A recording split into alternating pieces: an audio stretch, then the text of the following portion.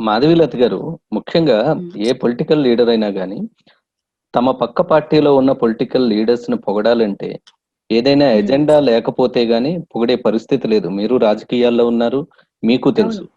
అయినప్పటికీ మీరు ఉమ్, బీజేపీలో ఉండి పదే పదే నేను ఉమ్, పవన్ కళ్యాణ్ అభిమాని అని మీరు చెప్పుకుంటున్నప్పటికీ కూడా, జనసేన ఉమ్, పార్టీ నుంచి ఆ పాజిటివ్ సంకేతాలు కూడా ఏ రోజు వచ్చిన దాఖలాలు లేవు. ఆ పార్టీ నేతలు మిమ్మల్ని వెనకేసుకొని వచ్చింది కూడా లేదు. అక్కడక్కడ మీరు ఉమ్, చెప్తున్నట్టు క్షేత్రస్థాయిలో ఉన్న కార్యకర్తలు మీకు హెల్ప్ చేశారని మీరు అప్పుడప్పుడు చెప్పడం తప్పించి గాని, కేంద్ర ఉమ్, కార్యాలయంలో కావచ్చు, సెకండ్ గ్రేడ్ క్యాడర్ కావచ్చు, ఏ రోజు ఉమ్, మాధవీలత పట్ల పాజిటివ్ గా లేరు. లేకపోగా ఉమ్. ఇలాంటి అంశాల్లో మీకు వ్యతిరేకంగా లెటర్లు ఇవ్వటం చేశారు. అయినప్పటికీ మీరు పవన్ కళ్యాణ్ అభిమాని అని చెప్పుకునే అవసరం ఉందని ఏ రోజైనా ఆలోచించారా? పవన్ కళ్యాణ్ మీద నాకు పుట్టిన ఇష్టం ఈనాటిది కాదు. నేను ఎప్పుడో టీనేజ్ లో ఉన్నప్పుడు అవునండి. పుట్టినటువంటి ఇష్టం. అది అది కంప్లీట్ ఒక ఎపిసోడ్ అదే దాని గురించి కూడా ఎప్పుడో వస్తాను. అదే ఎప్పుడో టీనేజ్ లో పుట్టినటువంటి ఇష్టము. దానికోసము ఈ ఈ మధ్యలో వచ్చేటటువంటి ఎవరైతే భావదారిద్ర్యం కలిగినటువంటి ఆ నాలెడ్జ్ లేని వాళ్ళు చేస్తున్న దానికి పవన్ కళ్యాణ్ ని నేను ఆపాదించడం అన్నది సరైన విషయం కాదు. దానికోసం నా అభిమానాన్ని చంపుకోవడం అన్నది కూడా సరైన విషయం కాదు. సెకండ్ పాయింట్, మీరు అన్నారు జనసేన నుంచి పాజిటివ్ స్పందనలు అంటే, వాళ్ళ పార్టీ నుంచి నాకెందుకండి పాజిటివ్ స్పందనలు? నా పార్టీ, నేను బీజేపీ పార్టీకి పనిచేస్తున్నాను, నా పార్టీ నాకు స్పందిస్తే సరిపోతుంది.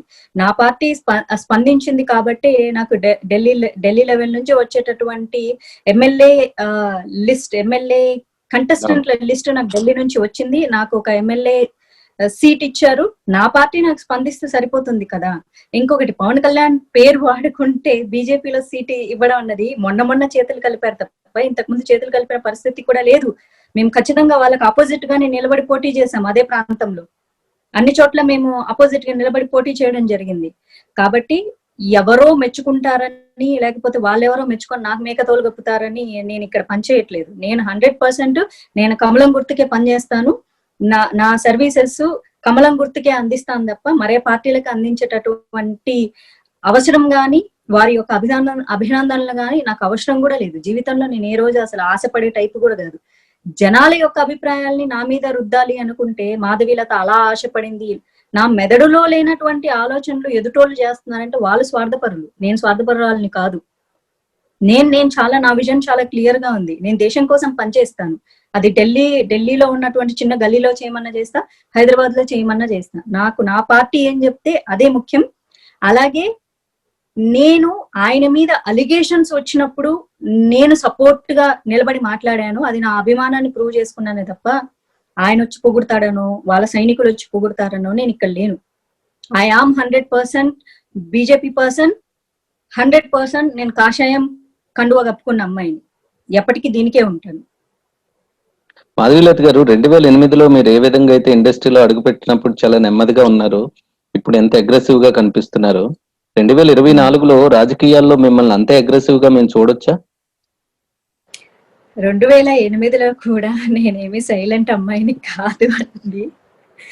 కాకపోతే అప్పట్లో ఆ సందర్భం లేదు, రాలేదు కాబట్టి. బట్ నా రియల్ లైఫ్ లో ఫ్రెండ్స్ కి ఆ రోజు నేను ఇంతే, ఈ రోజు కూడా ఇంతే అగ్రెసివ్. ఇంకా చెప్పాలి అంటే అప్పటికి ఇప్పటికీ తగ్గిందంటూ ఏమీ లేదు నాలో ఫైర్. ద సేమ్ అని చెప్తున్నాను కదా, స్కూల్ డేస్ నుంచి నాలో ఎలాంటి ఫైర్ ఉందో ఇప్పటికీ అలాంటి ఫైరే ఉంది. అండ్ 2024లో ఉంటుంది. నా ఓపిక ఉన్నన్ని రోజులు నేను బీజేపీ పార్టీకే ఉంటానండి. నేను ఇదే పార్టీకి, ఈ దేశం కోసం పనిచేస్తాను. నన్ను తిట్టే 1,00,000 మంది తిట్టుకుంటే తిట్టుకోనివ్వండి. నన్ను అర్థం చేసుకునే ఒక 1000 మంది చాలు. వాళ్ళ కోసం పనిచేయడానికి మాత్రమే నేను వచ్చాను.